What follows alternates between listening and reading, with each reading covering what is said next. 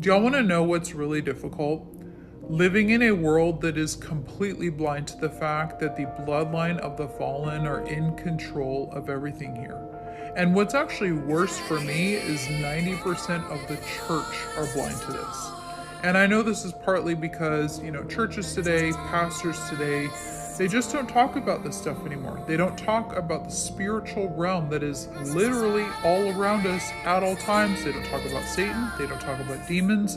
They don't talk about what actually happened before the flood, why God had to flood the earth. They don't talk about this 6,000-year-old seed war that is going on right this moment. They don't talk about the Nephilim, none of it. And it's really unfortunate because we are at war with a very real enemy. And when you go to war, you need to know your enemy. Otherwise, you're going to be deficient in battle. And that is exactly what the Bible tells us. It says that we should not be unaware of the schemes of the enemy. We should be familiar with his tactics. We should be familiar with how he operates. But unfortunately, because Christians today, because the church today, they want to stick their head in the sand and they want to pretend like Satan doesn't exist. They get now uncomfortable when you talk about the spiritual realm because of this, because they don't know their enemy. They have no idea what is going on in the world right now. They have no idea how this world actually operates, how it is ran.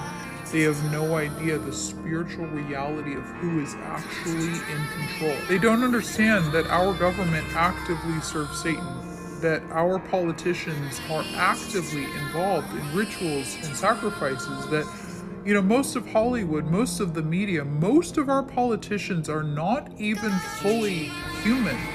Everything in this world goes back to the Bible. Everything is spiritual. The Bible tells us that Satan is the god of this world. This entire world is under the control of the evil one. What do you think that means? But again, because they don't know their enemy, they are blind to it. And they are out here applauding the very peace that the Word of God warned us about. Please do not be deceived. We as followers of Christ have complete authority over that entire kingdom, over the entire kingdom of darkness, over every demon, over Satan himself. We have complete authority. There should be no fear. We need to start facing this reality, the biblical, spiritual reality of this walk with Christ, of this world that we live in. We need to start facing it. Satan is the god of this world, and we need to start understanding and